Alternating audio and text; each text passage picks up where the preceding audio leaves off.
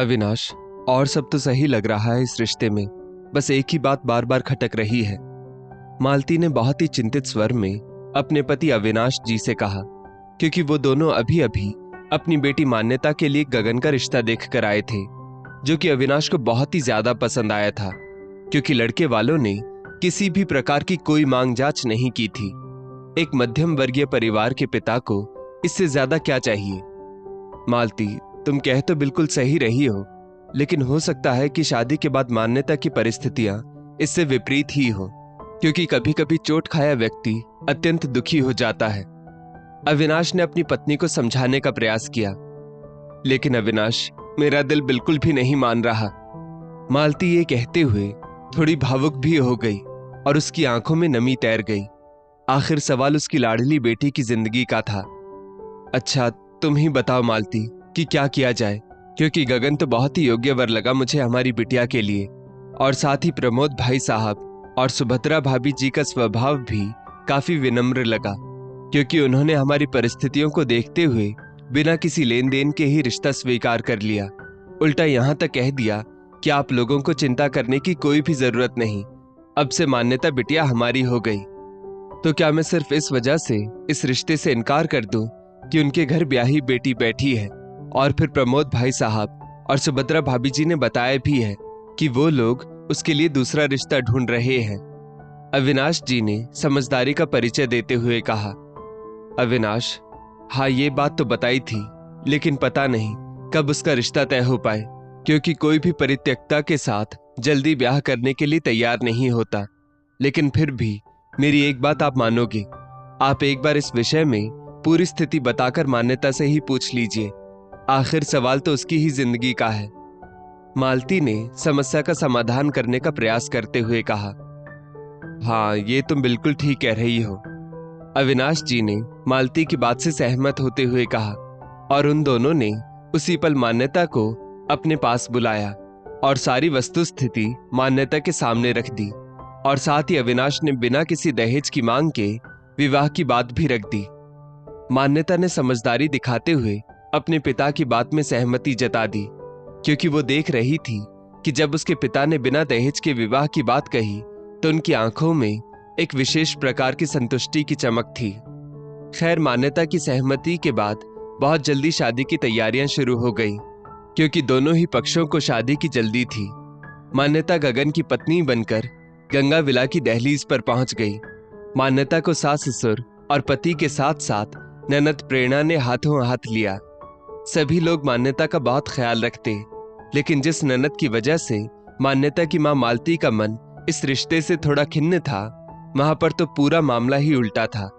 अगर कभी धोखे से भी सुभद्रा जी के अंदर सासपना जागृत होता, प्रेरणा तुरंत उनको टोक देती।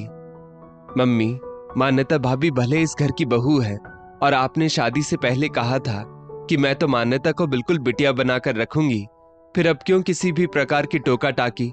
और वैसे भी मम्मी, मैंने अपने ससुराल में इतना दुख झेला है कि मैं नहीं चाहती कि मेरी भाभी भी उसी दर्द से गुजरे।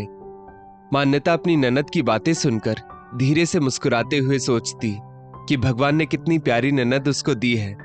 ननद प्रेरणा किसी भी समय मान्यता को रसोई में अकेले नहीं छोड़ती, उल्टा गगन के ऑफिस से आते ही उसको कमरे में भेज देती और खुद अपने हाथों से उन दोनों के लिए चाय बनाकर दे आती।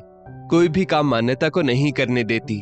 मान्यता बार बार यही सोचती कि शायद ननद अपनी परिस्थितियों से सीख लेकर उसको इतना दुलार दे रही है। इत्तेफाक कुछ ऐसा हुआ कि मुहूर्त के हिसाब से पगफेरे की रस्म की तारीख 1 महीने के बाद की पड़ी।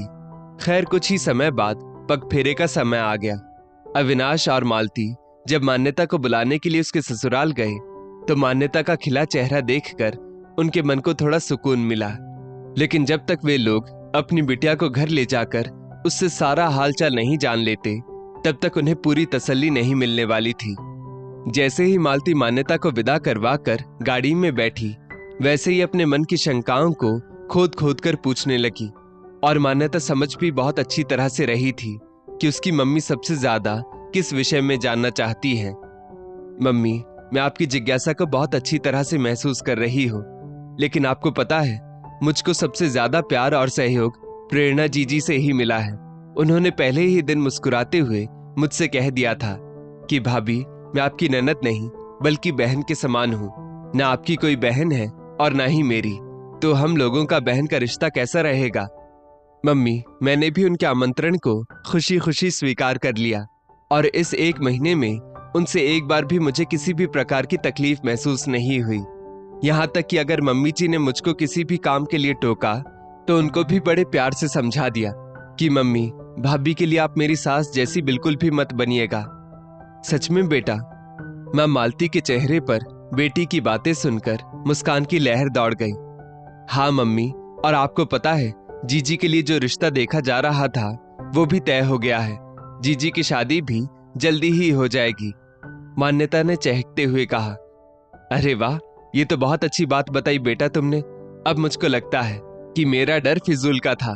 तुम्हारे पापा बिल्कुल सही सोच रहे थे और तुम्हारी बातों से मेरे दिल को ये सोचकर तसल्ली मिली कि हर रिश्ता बुरा नहीं होता। ये कहते हुए मालती ने मान्यता का मुंह चूम लिया। समय इतना खूबसूरत बनकर रहा कि मान्यता की शादी के इतने सालों बाद भी उसका और उसकी ननद प्रेरणा का रिश्ता बहुत ही खूबसूरत बना हुआ है। मान्यता हमेशा यही सोचती कि उसने अपने विवाह के समय बहुत ही अच्छा निर्णय लिया था, जिसने उसकी जिंदगी को बहुत अच्छा बना दिया। दोस्तों, इस स्टोरी को लेकर आपकी क्या राय है, नीचे कमेंट करके जरूर बताइएगा और ऐसी ही और भी बेहतरीन वीडियोस के लिए हमारा पेज जरूर फॉलो करें। धन्यवाद।